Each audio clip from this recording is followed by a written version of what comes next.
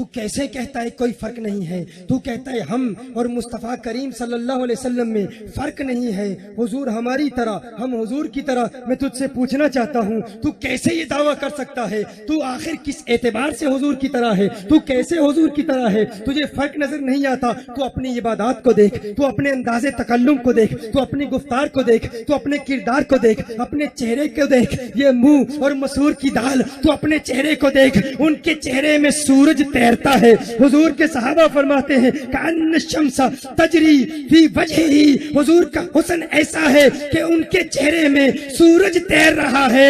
تو کہتا ہے میں حضور کی طرح، حضور میری طرح۔ اپنی عبادت کو دیکھ لے، اپنی نماز کو دیکھ لے، تو اپنے کلمے کو دیکھ لے۔ تو کلمہ پڑھتا ہے لا الہ الا اللہ محمد الرسول اللہ، حضور کلمہ پڑھتے ہیں لا الہ الا اللہ انا رسول اللہ۔ تو کلمہ پڑھتا ہے اللہ کے سوا کوئی معبود نہیں، محمد اللہ کے رسول ہیں۔ حضور کلمہ پڑھتے ہیں اللہ کے سوا کوئی عبادت کے لائق نہیں، میں اللہ کا رسول ہوں۔ تیرا کلمہ حضور کے کلمے کی طرح نہیں، تیری نماز حضور کی نماز کی طرح نہیں۔ تو نماز پڑھتا ہے، کتنی نمازیں فرض ہیں تجھ پر؟ 5 نمازیں فرض ہیں۔ حضور کے لیے فرمایا وَمِنَ اللَّيْلِ فَتَهَجَّدْ بِهِ نَافِلَةً لَكَ، حضور پر 6 نمازیں فرض، تجھ پر 5 نمازیں فرض۔ تیری نماز حضور کی نماز کی طرح نہیں، تیرا روزہ حضور کے روزے کی طرح نہیں۔ تو نفلی روزہ رکھتا ہے، سحری بھی ہے، افطار بھی ہے۔ حضور نفلی روزہ رکھتے ہیں، صوم وصال رکھتے ہیں، نہ سحری ہے نہ افطار ہے۔ صحابہ نقل کرنے کی کوشش کرتے ہیں، نحیف ہو جاتے ہیں، کمزور ہو جاتے ہیں،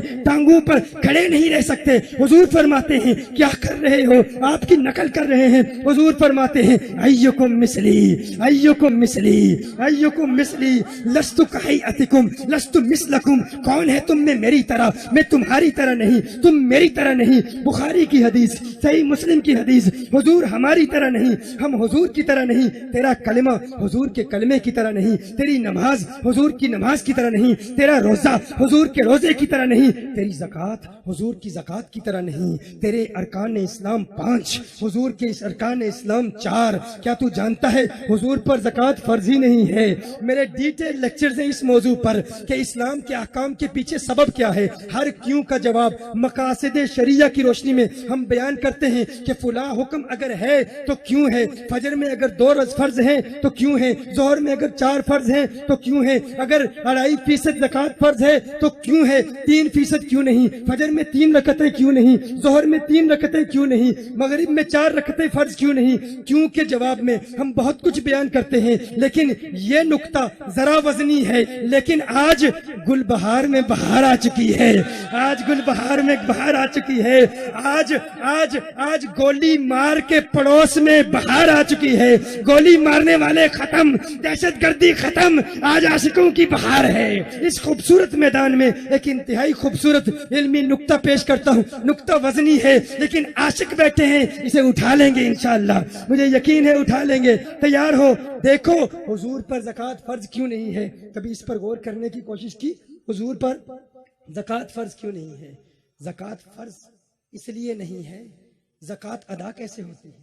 ادائیگی فرض کے لیے، ادائیگی زکوٰۃ کے لیے یہ ضروری ہے کہ زکوٰۃ مالک کے ملک سے نکل کر قابض کے ملک میں آ جائے۔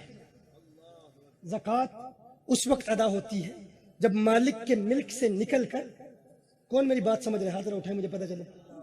ماشاءاللہ تو عوام بھی سمجھ رہے ہیں۔ مالک کی ملک سے نکل کر قابض کی ملک میں آ جائے تو زکوٰۃ ادا ہو جاتی ہے۔ دیکھیے کیا ایک باپ اپنے بیٹے کو زکوٰۃ دے سکتا ہے؟ نابالغ بیٹے کو باپ زکوٰۃ دے سکتا ہے؟ کیوں؟ کہا الولد وما فی یدہ کان لأبیہ، الولد وما فی یدہ کان لأبیہ، بیٹا اور جو کچھ بھی بیٹے کے پاس ہے، بیٹا اور بیٹے کی ساری دولت وہ در حقیقت اس کے باپ ہی کی دولت ہوتی ہے۔ تو جب باپ اپنے بیٹے کو زکوٰۃ دے گا تو اس کے ملک سے نکلے گی نہیں۔ بات سمجھ رہے ہیں نا؟ باپ جب اپنے بیٹے کو زکوٰۃ دے گا، زکوٰۃ ادا کب ہوتی ہے؟ جب مالک کے ملک سے نکل کر، مالک کی ملکیت سے نکل کر قابض کی ملک میں آ جائے تو نکلنا ضروری ہے، نکلنا ضروری۔ باپ اپنے بیٹے کو زکوٰۃ دے گا، زکوٰۃ ادا نہیں ہوگی کیونکہ مالک کے ملک سے نکلی ہی نہیں۔ جب نکلی ہی نہیں تو ادا کیسے ہوگی؟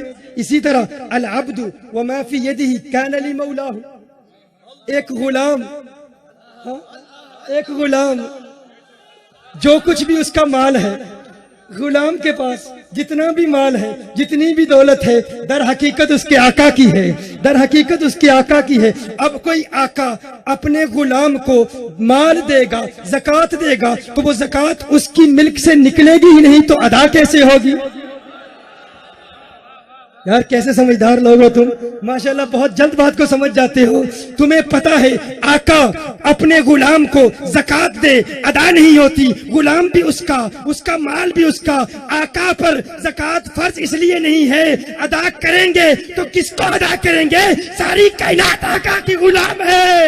نعرہ رسالت، نعرہ رسالت،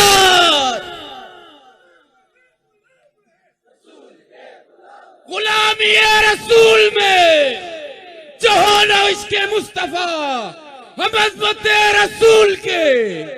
پتا چلا ان پر زکوٰۃ فرض ہی نہیں، تیرا کلمہ آقا کے کلمے کی طرح نہیں، تیری نماز آقا کی نماز کی طرح نہیں، تیرا روزہ آقا کے روزے کی طرح نہیں، تیری زکوٰۃ آقا کی زکوٰۃ کی طرح نہیں۔ تو اپنی اولاد کو دیکھ، اپنی فیملی کو دیکھ، تو اپنی ازواج کو دیکھ، اپنی زوجہ کو دیکھ، اور آقا کی ازواج مطہرات کو دیکھ، وہ تو امہات المؤمنین ہیں۔ ان کے لیے ارشاد فرمایا یا نساء النبی لستن کاحد من النساء، ہے میرے محبوب کی ازواج مطہرات، تم عام عورتوں کی طرح نہیں۔ میں کہتا ہوں آقا کی ازواج مطہرات اگر عام عورتوں کی طرح نہیں تو آقا عام انسانوں کی طرح کیسے ہو سکتے ہیں؟ ارے تیری زوجہ آقا کی ازواج مطہرات کی طرح نہیں۔ تو اپنے آپ کو دیکھ، اپنے جسم کو دیکھ، اپنے اعضاء کو دیکھ، اپنے ہاتھوں کو دیکھ، اپنی انگلیوں کو دیکھ، اپنی آنکھوں کو دیکھ، اپنے تھوک کو دیکھ، ذرا تھوک کر دیکھ۔ تیرے تھوک کو جو دیکھے گا نفرت محسوس کرے گا، کراہت محسوس کرے گا، متنفر ہو جائے گا۔ تیرے تھوک پر کوئی تھوکنے کے لیے تیار نہیں۔ اور آقا کا لعاب دہن کیسا ہے، میرے آقا کا لعاب دہن کیسا ہے؟ حضرت سعد بن معاذ کو زخم ہوتا ہے، آقا کا لعاب دہن زخم پر ملتے ہیں، شفا یاب ہو جاتے ہیں، ان کے لعاب دہن سے لوگوں کو شفائیں ملتی ہیں۔ تیرے تھوک پہ کوئی تھوکنے کے لیے تیار نہیں، پھر بھی کہتا ہے وہ میری طرح ہے۔ تو اپنے خون کو دیکھ لے، تیرا خون نجاست غلیظہ ہے، کپڑے پر لگ جائے نماز ادا نہیں ہوتی۔ عبداللہ بن زبیر رضی اللہ تعالیٰ عنہ نے آقا کا خون مبارک چوس لیا تھا، اور حضرت مالک بن سنان رضی اللہ تعالیٰ عنہ نے آقا کا خون مبارک چوسا۔ صحابہ دیکھ رہے ہیں کہاں تھوکیں گے، کہاں تھوکو گے؟ کہا آقا کا خون ہے، اسے تھوک نہیں سکتا۔ کہا کیا کیا؟ کہا نگل لیا۔ آقا نے ارشاد فرمایا اب جسے دنیا میں جنتی کی زیارت کرنی ہے اسی کو دیکھ لے، اسی کو دیکھ لے۔ میں کہتا ہوں جس کے کپڑوں پر تیرا خون لگ جائے، نجاست غلیظہ ہے تیرا خون، اگر تیرا خون کسی کے کپڑے پہ لگ جائے، اگر نماز پڑھتا رہے، اگر اس نجاست کی حالت میں مستقل نماز پڑھتا رہے تو نماز کی توہین ہے، اور جو نماز کی توہین کرے جہنمی بنے۔ تیرا خون نمازی کو جہنمی بنا دیتا ہے، ان کا خون جس کے جسم میں چلا جائے وہ دنیا میں ہی جنتی بن جاتا ہے۔ لبیک لبیک لبیک یا رسول اللہ، لبیک لبیک لبیک یا رسول اللہ، لبیک لبیک لبیک یا رسول اللہ، لبیک لبیک لبیک یا رسول اللہ۔